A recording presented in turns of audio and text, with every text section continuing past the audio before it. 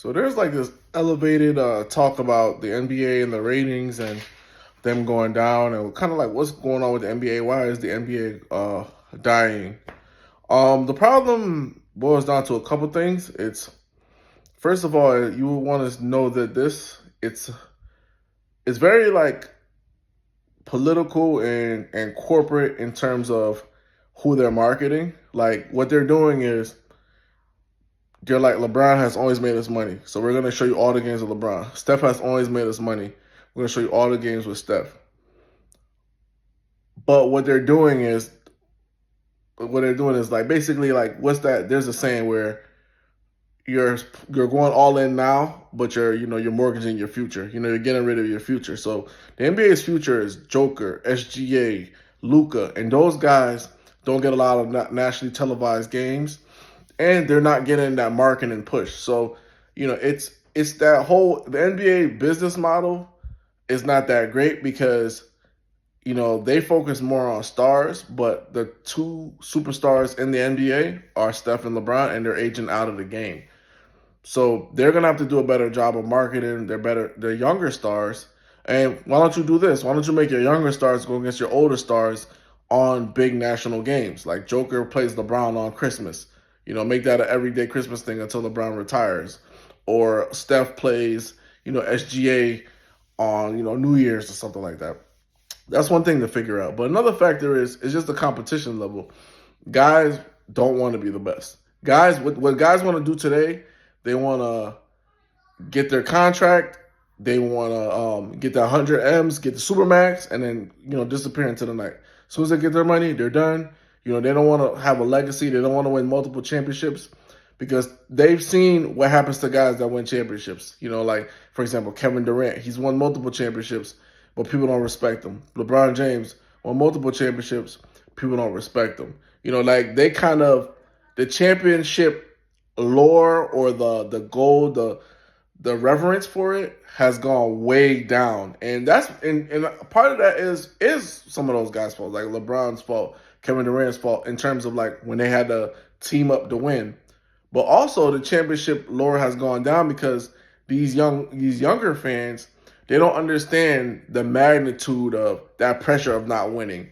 All the years Paul Pierce was in Boston, he didn't win a championship.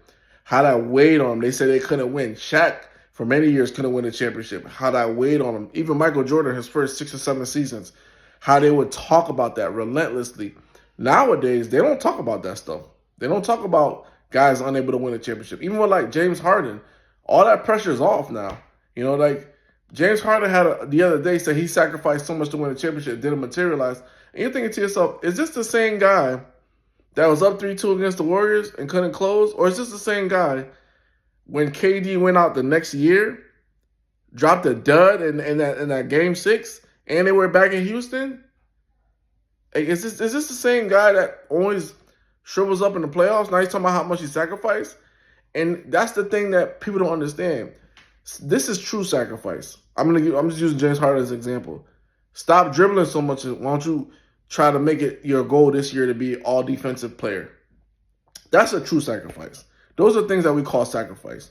Kobe and Shaq trying to work together even though they hated each other. That was true sacrifice. Those are things that we really look at as true sacrifice. So guys aren't really willing to sacrifice their ego to make the game what they came in to be. They came into a game that was exciting, guys going at each other, electrifying. You couldn't wait to what TNT had Tuesday, Wednesday, Thursday games. Back in the day, you couldn't wait to see what your favorite player was gonna do. Like nowadays, you're waiting to see if your favorite player is even gonna play because guys don't want to compete. Guys are on the bench. Like Zion getting fat, or they're always injured, a la Ja Morant. So with all that going on, it's really hurting the NBA. It has nothing to do with threes. And really, if people want to get mad about super teams, the NBA's best ratings were when there were super teams because everybody wanted to see them kind of get knocked off.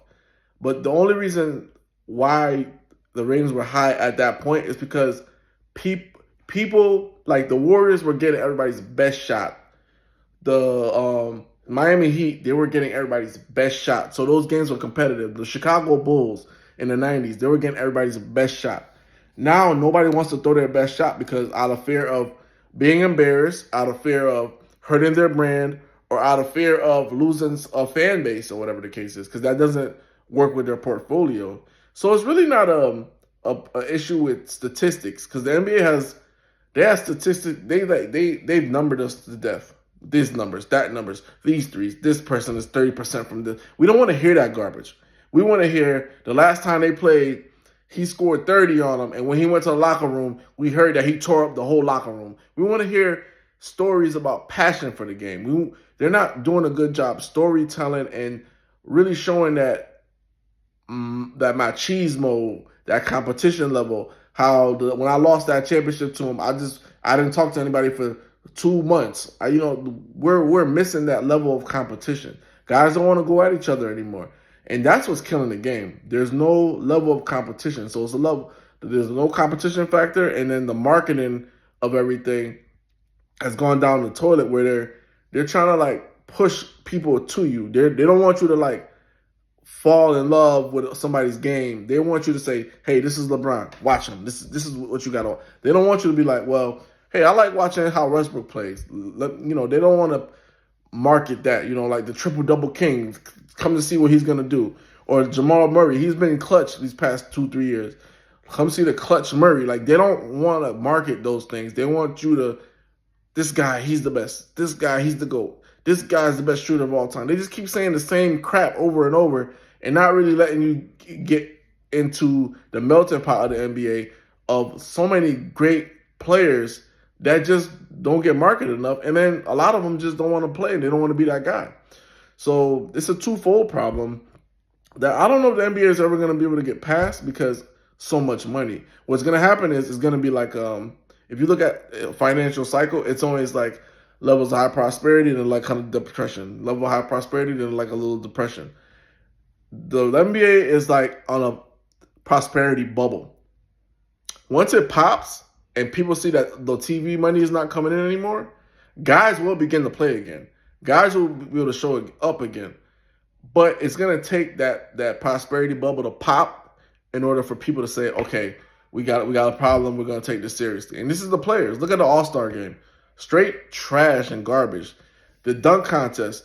The best players don't even want to be in a dunk contest anymore. We're hearing about they got to get G Leaguers to be in a dunk contest.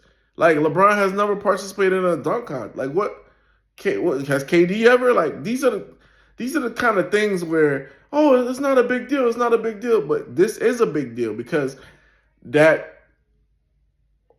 level of who's going to come in second isn't in there anymore in the NBA.